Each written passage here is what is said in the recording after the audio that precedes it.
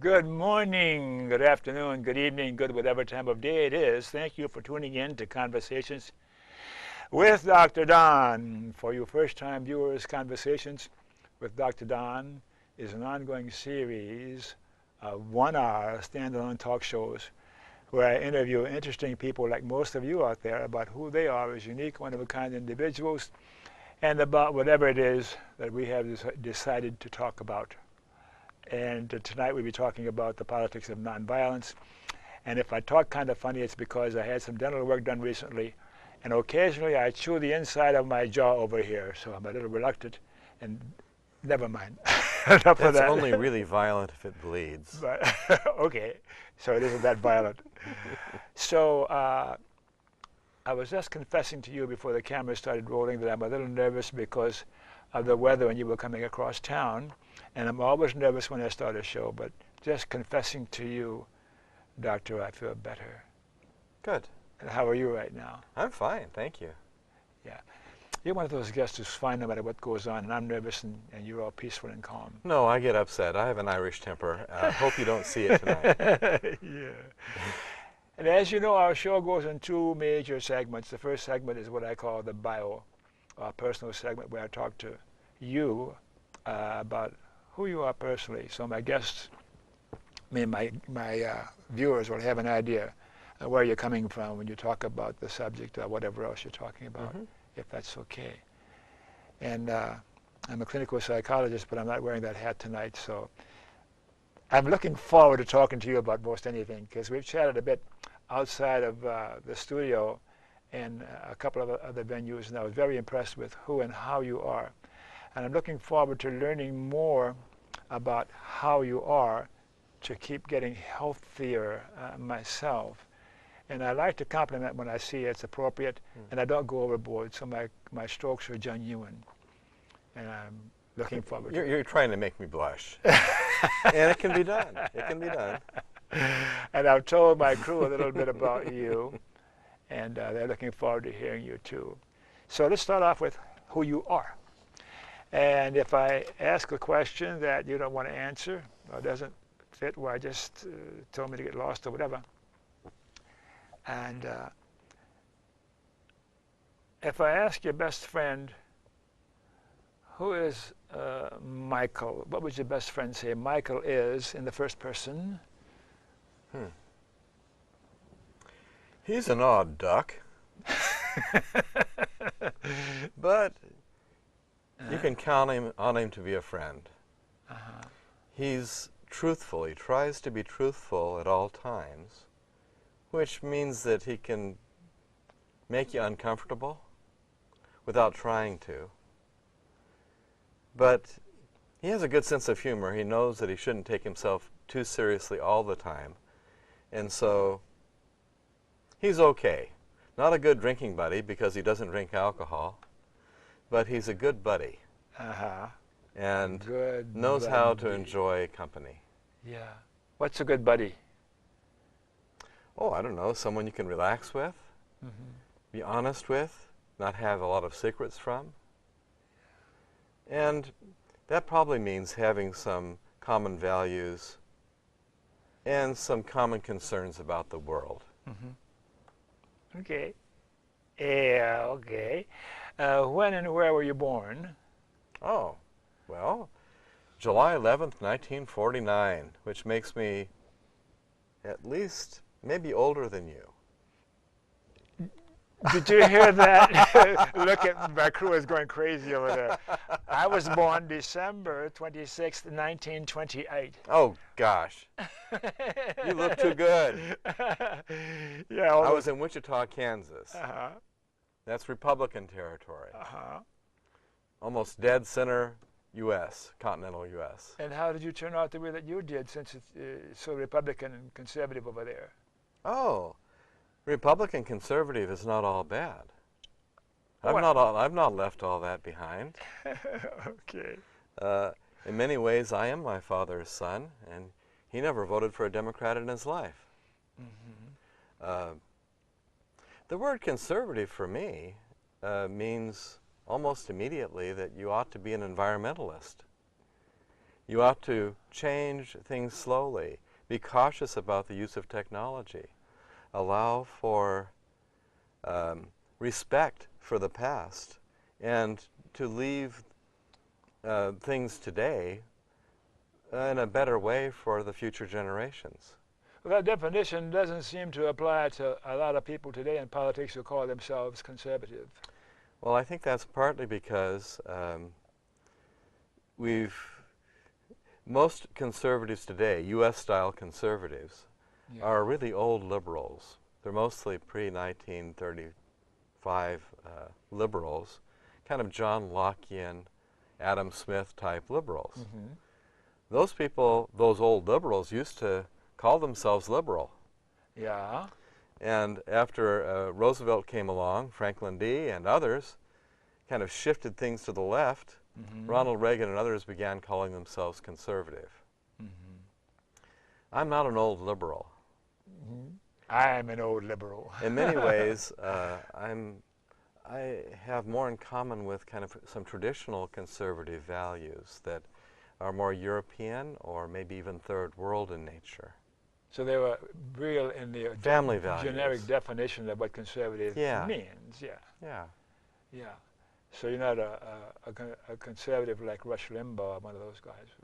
No, I don't have a lot in common with him. Though sometimes I talk too much. And that could qualify. No. Conservatives now, William F. Buckley, I used to love watching him. Intelligent man. Yes. Always asking questions. Yes. Now that's kind of almost a truth seeker type of person that I can identify with, even when I might disagree with him on many of the issues. I can respect a person like that.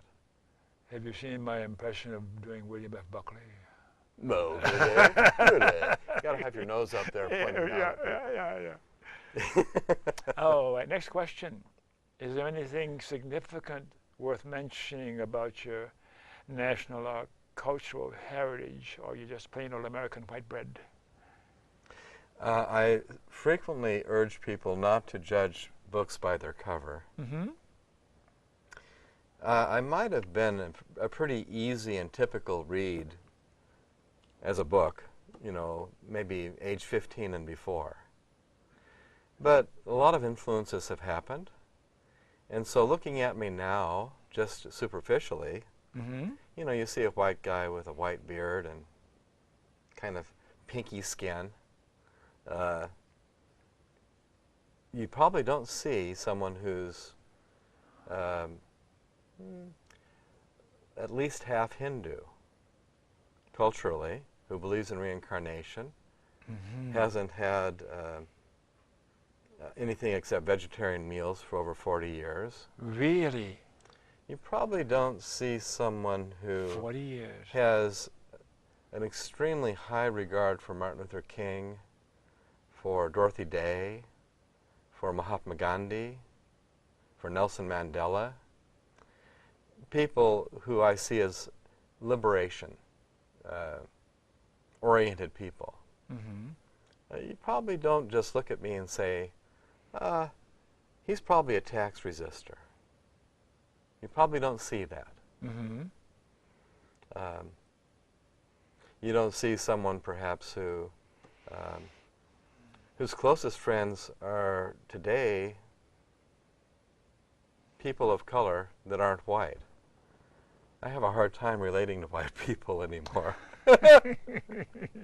Honestly. You're a closet black person? No, I think I am who I've evolved to be, and I don't label myself by my cover. Well, there's labeling oneself and also naming oneself to have some idea of where a person's coming from. Yes. Yeah, so I'm wary of labeling myself, and I hear where you're coming from too. Well, I don't mind being called a religious pacifist, but I would need to be clarifying what you mean by religion and what you mean by pacifist. But someone could call me Christian if they wanted to. We're going to need 3 hours tonight. But I would need to, and honestly, describe what I mean by being a Christian, because it wouldn't be a typical sort of definition of Christianity. So Gandhi once said that I am a Hindu, a Muslim, a Christian, and a Jew. And I think I have that kind of multifaceted internal book as I've evolved to be. Wow. Well, I'm not sure if that's impressive. It just is what it is. How did you arrive at that? How did you decide to go through all those steps of learning, if I may, to refer to yourself that way without labeling yourself? I don't know if I've made myself. I think I've responded to events and experiences in my life. And sometimes I really don't know why I responded in a way that I did, you know, any more than someone who's maybe lost in the woods decides to go left or right when the paths, you know, take different courses. You just kind of go. Mm-hmm. And I've kind of blundered through life, like most people. And I've learned along the way whatever I could. Mm-hmm. One thing, though, I think is I'm willing to change. I don't claim to have absolute truth in my hind pocket. I want to learn from other people. I want to express what my current opinions are, but they're opinions, and they might be held really very, very firmly. But they're still opinions. But they're still opinions, and they can be modified by the environment around me as it teaches me something new. Okay. So, I think that's revolutionary. I don't try to be a revolutionary. I just think this is a revolutionary path to be open to change. Okay.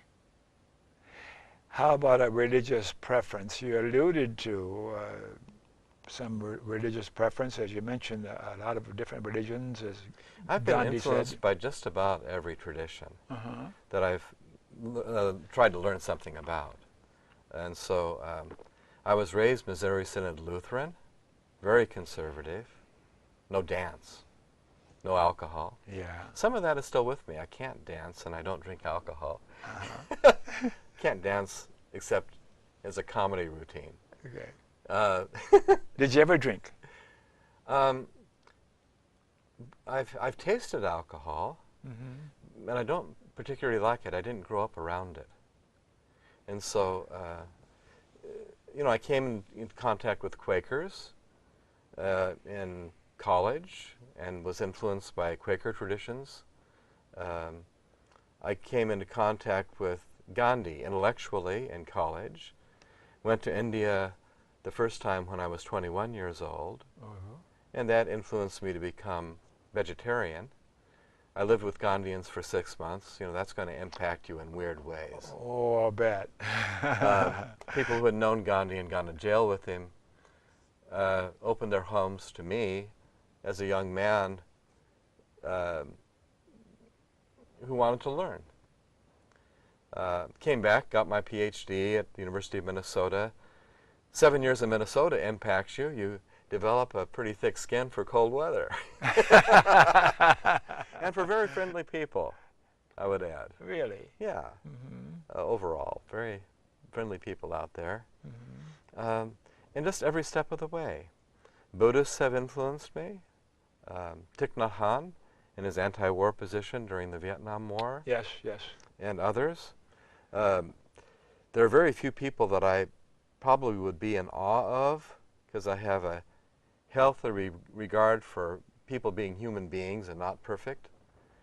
But if the Dalai Lama were sitting at this table, I might be a little at a loss for words. Yeah.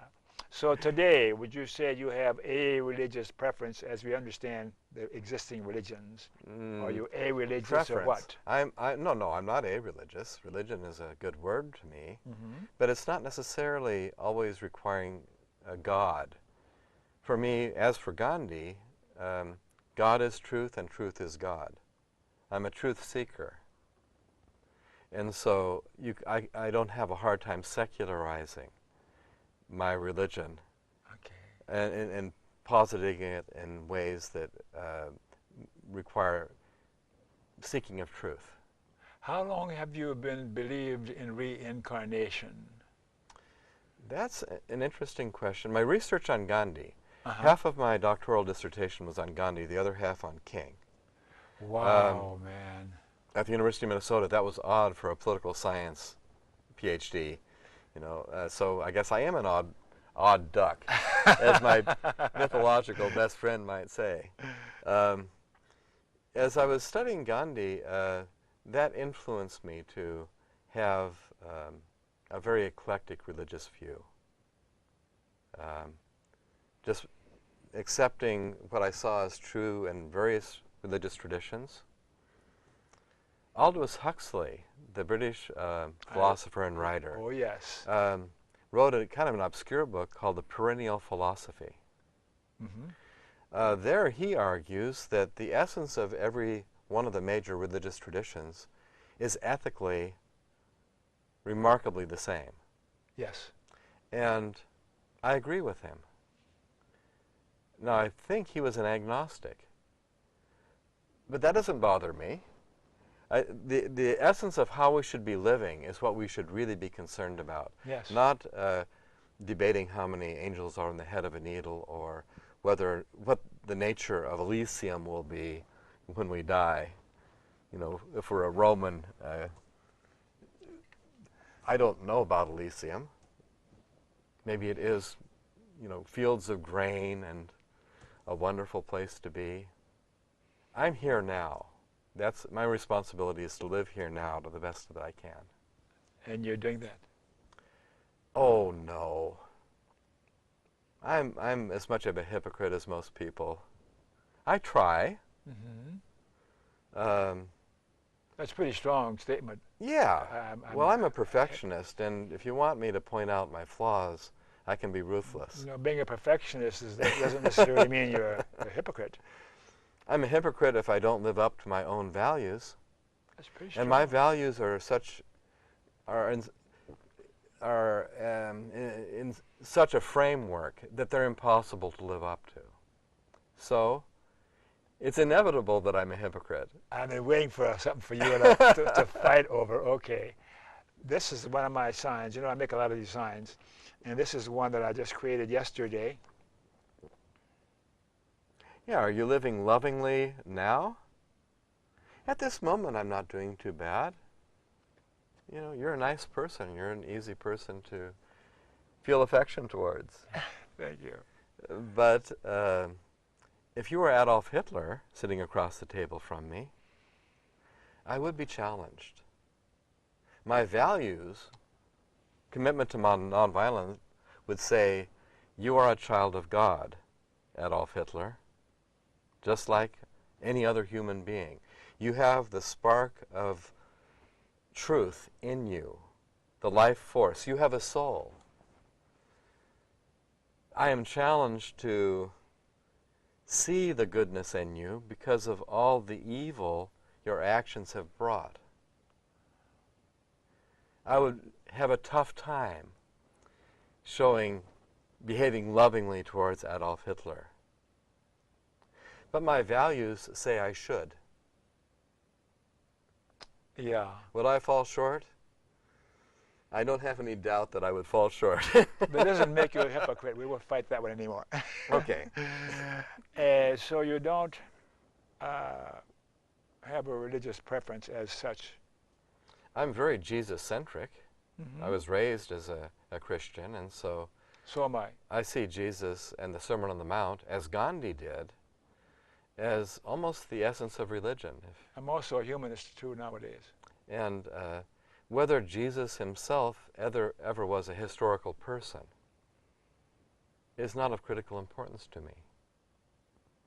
The teachings of the Sermon on the Mount, to me, touch my heart, and they just intuitively seem to be truthful to me, worthy to mold my life as best I can to embody.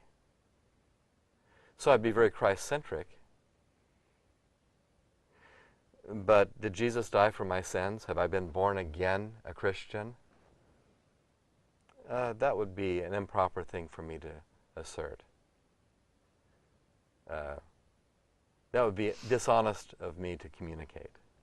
So, you don't have a religious preference as we recognize religions. Not. I'm a mix. I'm a mix. I'm a mixed up person. He's an odd duck. Okay, let's leave that. We know a little about your education. Say a few more words about your education that would be of interest to the viewers. You mentioned your doctorate and your dissertation. And anything else that's worth mentioning, because we have so much more to talk about? That's very impressive. My resume is very impressive. I look at it and I think, wow. But the PhD is just a piece of paper. It allows me to teach full-time. I'm approaching my 40th year of teaching as a career. I guess I am getting older. You must love it. I do. I love the classroom. I love the process of learning. I never stop learning. I'm a student forever. Okay, so that's wonderful. But in terms of my background, some of my greatest teachers have not been highly educated people. I spent a dozen years of my life picking fruit at a 400-acre orchard in eastern Washington, near Orondo, Washington, where my mother had remarried a person who was my stepfather. And in those summers, I learned from migrant laborers, people from Mexico, people from white folks who are on the migrant trail from Oklahoma and Arkansas. Yes. Many of them hadn't finished high school. They had a lot to teach me. I learned a lot from them. Mm-hmm. Give me an example or two. What you learned from them. An example of, for example, one person. From them. One person, I don't even remember his name. I'm bad with names. So am I. But this man had been convicted of manslaughter, had done time in penitentiary. He was physically big and strong, about 6'2", about 210 pounds, almost completely muscle. Mm. He could outwork just about anybody, and he had emphysema. He had only one lung to operate with, but he could outpick me. He could outdo anything physically to me, and I was a young man. Uh-huh. He was twice my age, and I learned from him that the past is past.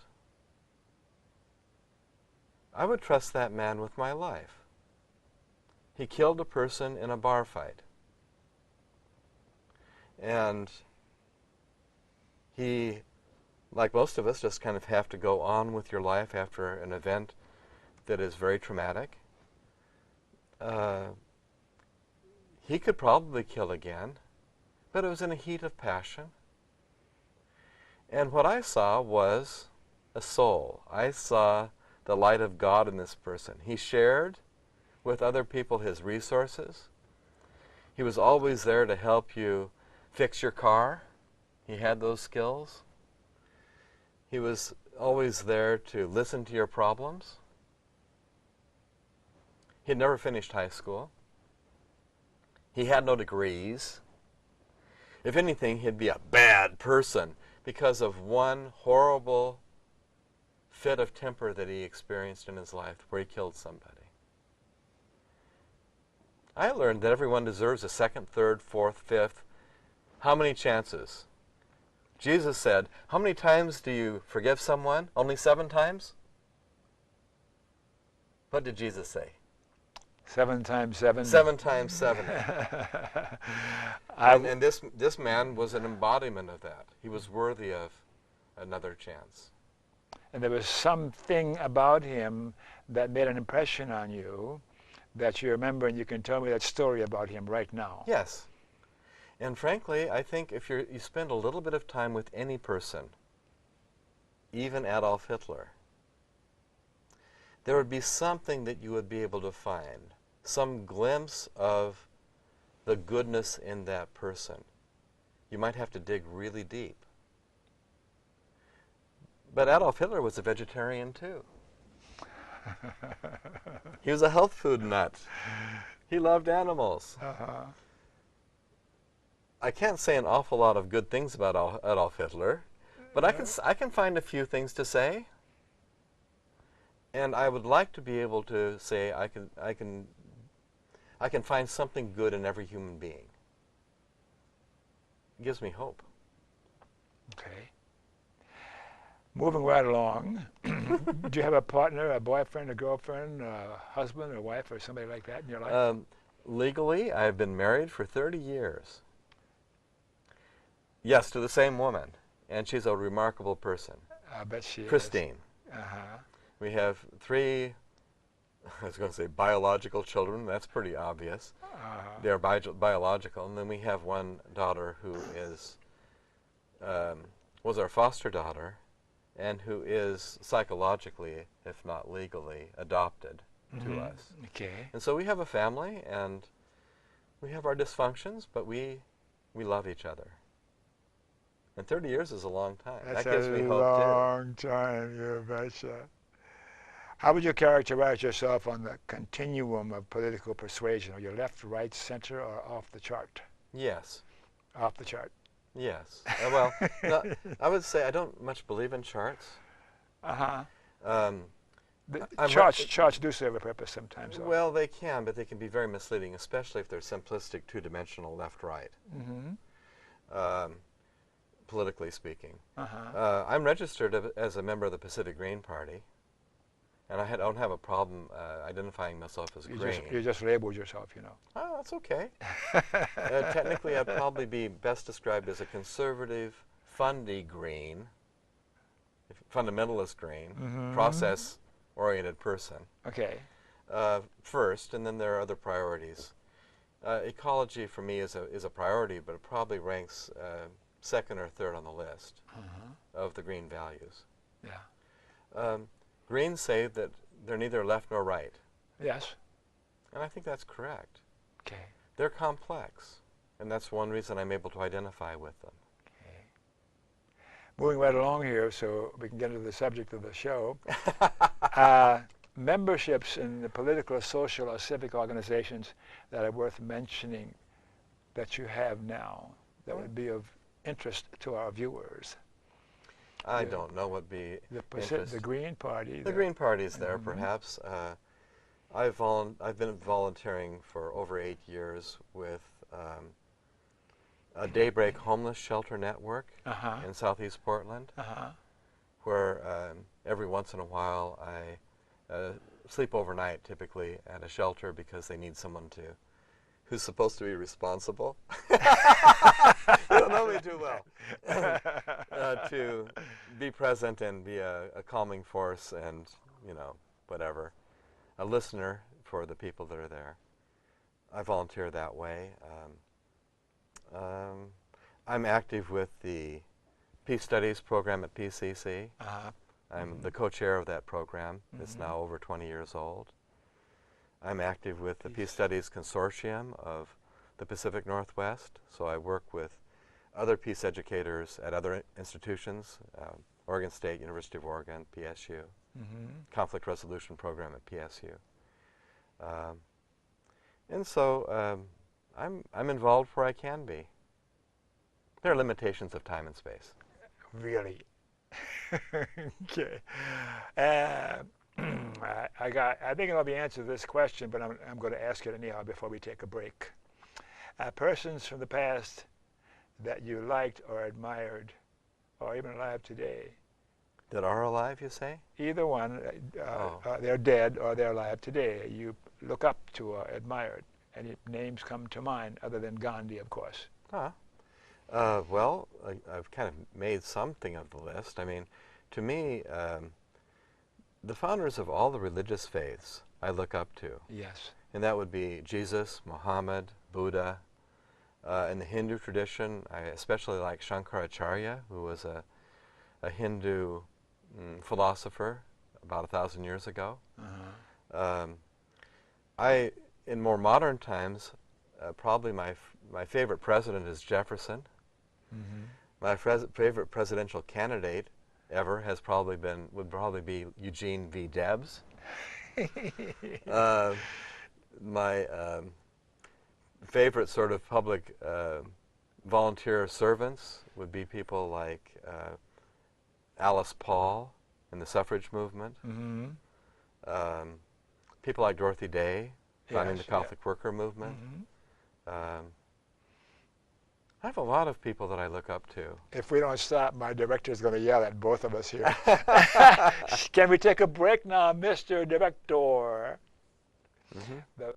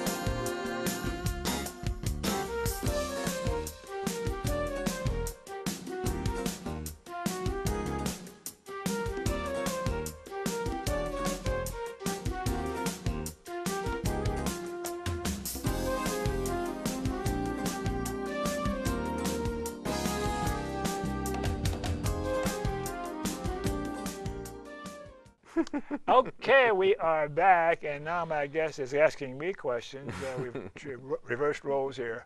I didn't bite my jaw but once in that first half, so let's continue on. Good. Thanks for staying tuned, and for you viewers who just tuned in, you're watching Conversations with Dr. Don. It's one of a series of one-hour talk shows where I interview interesting guests like Michael here about who he is and about the title of the show, The Politics of Nonviolence. And now we're going to get into the second half of the show where we'll talk more about the politics of nonviolence and related subjects. What do you mean by the title of the show, The Politics of Nonviolence? What does that mean to you? Well, you helped create the title. With your approval, of course. First, politics is not a dirty word. Politics is simply the study of who gets what, when, where, and why. Okay. Politics is the distribution of resources. We need to do it somehow, some way. I've never heard anyone put it so simply as that, and it makes such good sense. And, well, it doesn't necessarily have to do with even politicians. You can believe in politics and be an anarchist. That's a different style of politics. Uh-huh.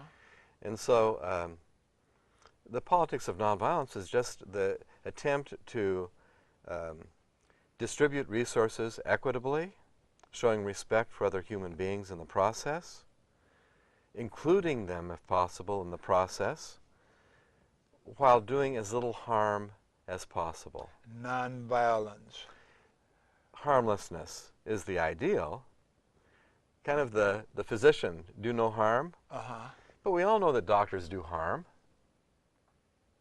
I mean, they might be going after a cancer in your body, but they're cutting you open. That's harm. So it's kind of we always have sort of a tension. The ideal is to not be violent, but we can never achieve that ideal. So politics, for me, of nonviolence, is trying to help people help themselves and also be of assistance to them in times of need, as doing as little harm as possible in the process. That's a pretty harsh judgment, in my opinion, to see if I'm really busting my buns, that's very intellectual, in helping someone and extending a hand, helping hand, and someone can look at what I'm doing and say, well, somewhere along the way you were being violent. Intentions are very important. Yes. But oftentimes our good intentions have unforeseen consequences. None of us are clairvoyant. We don't know in the future what a consequence might be of, me maybe sharing an aspirin with you. You might be allergic to it. Or sharing a candy bar, which is an act of kindness, but it has some peanuts. But then you would call that an act of violence on your part. Well, in a sense, I might be responsible for your death if you're too allergic to peanuts. Your intention was not to be Oh, responsible obviously for my death. not, but the consequence, the action might, unforeseen, bring violence to bear. And so for me, violence and violence are not opposites. Okay. We're always both violent and nonviolent at the same time. We're always on a continuum. And we can't ever, in this life, in my view, be perfectly violent or perfectly nonviolent, except maybe at the exact point of death. To kind of illustrate, this morning I had a banana for breakfast. It wasn't much of a breakfast. Was that violent? Where did that banana come from? It was probably torn off a living tree. I don't know, the plant might very well feel pain, especially if it's done with a machete. Whole bunch of bananas, right? Might have been harvested with exploitation labor. Good chance, especially if it's a dull banana. And now I'm having a banana. Am I partaking of violence in eating that banana? Yes. It might be a fairly low level of violence. I might not have an awful lot of choice in the matter because I might need to eat something, right? But what I'm suggesting is that we're all involved in violence, even in fairly minor doses, just to live. And that, I think, encourages me to have a little more humility before I start passing judgment upon other people too fast. The guy at the orchard who committed manslaughter. Am I so self-righteous to say that if I wasn't in his if I was in his shoes, and I had a drinking problem at the time, and I got into a bar fight, that I might not have killed somebody? To me, that's self-righteous. To say, oh, well, I'm better than that person. I'm more nonviolent than that person. Well, in fact, that self-righteousness can itself be a form of violence. Well, then would you suggest that Jesus, Gandhi, and Martin Luther King were occasionally violent in their lives? Yes, absolutely. Sure, they were human beings. I can document it for you if you want. No, we don't have about 20 minutes or so. That's a stretch for me, but with my understanding of violence, but I'm going to hang out with you when I can and learn some more about your thinking in terms of violence and nonviolence. It's a stretch for me. Well, I'm thinking of it in more of a Hindu frame of reference where it's not that you're either violent or nonviolent. You're always both violent and nonviolent at any point in time. And it's a question of where you are on the continuum. I try to be more and more nonviolent. Mm-hmm. And so that means for me, I swore off eating meat. And I do not believe that it's acceptable to intentionally take a human life. But am I capable of manslaughter? Yes, I am. Mm-hmm. I wish I weren't, but I am. I have a temper. I'm not perfect. I would see myself as being nonviolent. Well, congratulations. Then you've arrived to sainthood. I can't make that claim. I'm not sure what sainthood is either. We have another fight. So shall we move on? Sure. All right. Isn't politics inherently about power? And we kind of talked about that. Mm-hmm. And is not exercising power over others inherently violent? I'm not sure what that means. Well, politics is about power. It's about getting things done. It's about achieving an end. There are different types of power. Mm-hmm. So if it is physical, coercive, threatening power, then I think it's on the violent end of the continuum. Sure. I'd be willing to call it violent. If I have a gun to your head and you're doing what I want because out of fear, that's a form of violence. my not pulling the trigger is maybe shows that I have a little nonviolence in there. Black and white, black and white. Yeah, again, we're all shades of gray from my way of looking at things. And sometimes, okay. On the other hand, power is also influence. And we can influence other people by our example, by our presence, by our small acts of kindness.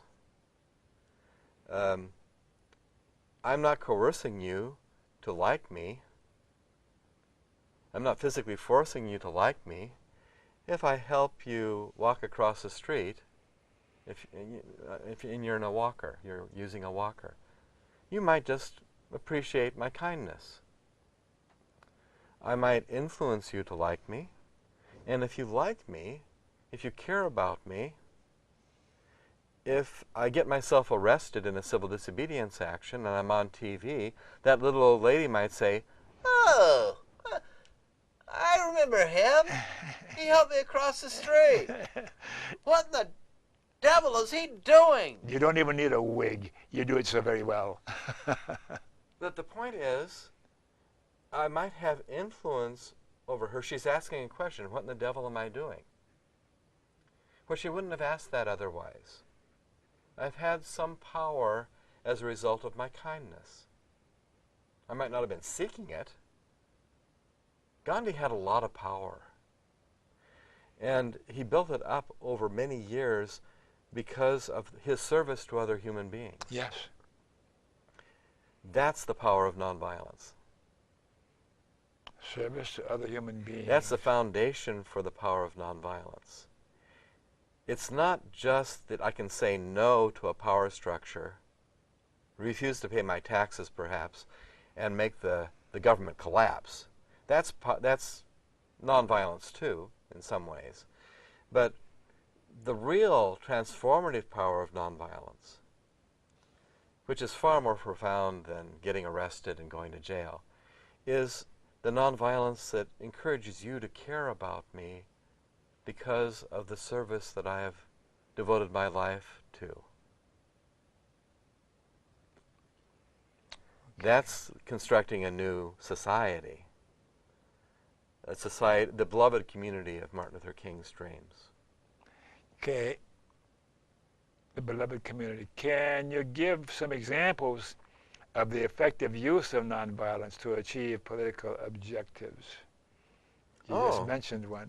Well, they're of course they're big and small. Mm-hmm. On the big side, you can overthrow governments. You know, Gandhi can gain independence for India. Aquino could overthrow the Marcos dictatorship in the Philippines. Lots of examples. Mugasele Jack in South Africa can develop a movement of liberation in Port Elizabeth and eventually crumble the apartheid regime in South Africa. Will nonviolence have any influence in what happens in America? Nonviolence has an impact and influence at all times and places. Mm-hmm. How about in America's case at this time? Well, on the grand scale, no effort is, no kindness is wasted. Mm-hmm. Now, if you're attached to the end, I want to get a result for all these petitions that I've just collected to have maybe gay marriage legalized. Mm-hmm. If you're really a J personality kind of like I am, and you want a result, then you might say, I've wasted my effort getting those signatures. In some ways, you might have if you were badgering people to sign the petition. If your manner of relating to human beings was, "Come on, sign. You're a homophobe if you don't sign this. Sign it out of guilt. Sign it because I need to get a certain number of signatures or I lose my job," using coercive techniques. Mm-hmm. If you're getting the signatures by saying, this is the right thing to do. You can sign this or not, but let's talk about gay marriage. Do people have the right to love whomever they choose to love? Maybe you don't collect 100 signatures in that hour. Maybe you collect only 5 because you've had good conversations. I'm saying that's the revolution. The revolution is the process, and it's happening all the time in America, and it's not being advertised. It doesn't get covered by the news. Those kind conversations aren't there. Can you talk about what's going on in our government and our country today and not jeopardize your position in your job? I don't know. That's a loaded question. And do you have any opinions about in a sense, the government? I don't want to care about that. You don't have any opinions about our government? Well, I and how have it's plenty of functioning? opinions, and I'll express them, but I don't want to be ruled by fear of losing my job. And so, if I lose my job, I lose my job. There's a lot more important things than losing my job. Okay. One of them is getting a good night's sleep tonight. And I'm going to have a hard time getting a good night's sleep if I'm not honest with you. It'll keep me awake. So, what do I think about this government? Yes. That could get me into trouble? Trouble or not, what do you? Is it okay for you to talk about what you think about our government? It's okay for me or you to talk about anything you want. Okay. And I'll defend your right. Okay. To be a Nazi if you want to be. Okay. Okay. What do you think of our government in Washington, D.C. today? Today, I Yes. think it is corporate controlled to the tune of probably 80%, both parties. How violent is it and how non-violent is it? We are the largest purveyor of violence on the planet. And that hasn't changed since Martin Luther King himself levied that same charge. Can we change it today? Of course. How? Well, I know this sounds idealistic, but as Henry Really? David Thoreau once said, I will have no slaves. That is the abolition of slavery in America. Today, I will say, I will not depend upon police violence for my protection. I will not depend upon the violence of the U.S. military, though I have respect for soldiers and their tasks. I will not call upon them to lay down their lives for me. And I will not pay for them to do that voluntarily. I will refuse to pay my taxes. I've done that for over 40 years, as best I could. Isn't that violence? Is withdrawing cooperation from something you see as largely evil, violent? No. To some extent it is, because it inconveniences you. It might mean that some people in government might lose their jobs because they won't have my tax money to pay for it. But they can find other things to do that are more productive than training themselves to kill other human beings. And if they want my help, I'll try to give them some ideas as to how they can get those jobs. We're running out of time here. Can nonviolence be used as a means to achieve revolutionary goals? That's the bottom question. Yes. And that means revolutionary in the superficial sense of overthrowing a government that you consider to be evil. You withdraw the cooperation. Large enough people do that, the structure collapses. You can't throw everybody in jail. It's not physically possible. But the more revolutionary change is the cultural change. And that's something we can be revolutionaries at every day in the way we choose to live our values. You know, now is my time to show you the other side of my sign that I wanted to show you. Live KFC. Kindly, friendly, charitably. Oh my gosh! Now. You're a revolutionary! Of course. And now, I have a shirt that I wear in the gym all the time. Has a picture of Che Guevara on it. Mm-hmm. And I get all sorts of looks, and even after all these years, and responses and thumbs up, and occasionally someone will put a hand on me and their eyes will be wet and they'll say, thank you for speaking up for people like Che Guevara. And I have a tremendous amount of respect for Che Guevara. a good nonviolent soldier has to have the qualities of a good regular soldier or guerrilla. You have to be willing to sacrifice your life if necessary. You need to be committed to a future that will help the least of these, my brethren. Che Guevara is a great role model in a great many ways. I simply choose not to be willing to take human life. I don't condemn him for his being willing to, his desire to carry a rifle. That's his choice. I volunteered for the military in World War II under the condition that I would never have to carry a weapon or hurt anybody. And I had an interesting time early on because in the transition stationings before I went to a regular place to hang out for a year or so, I was standing guard duty, and anyone on guard duty had to carry an M1. And I said, I'm not going to carry your M1. So they finally gave me a billy club. They found me one, and I was guarding this PX at 2 in the morning with a billy club because I stuck to my principles. That illustrates my my philosophy of nonviolence. Well, I'm a little more extreme. I wouldn't take the billy club.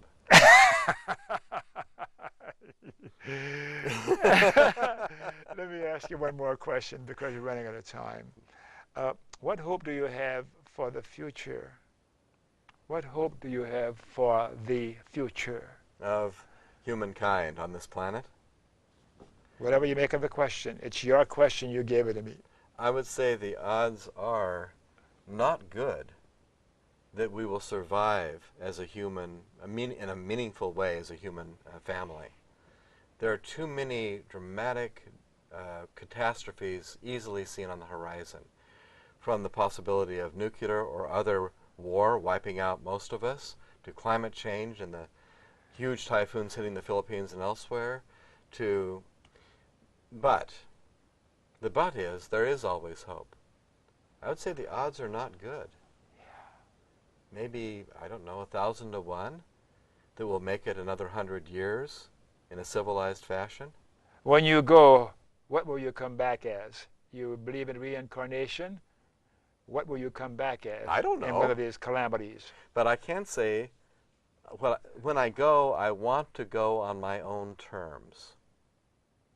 Not living or dying in fear. That's fundamentally it.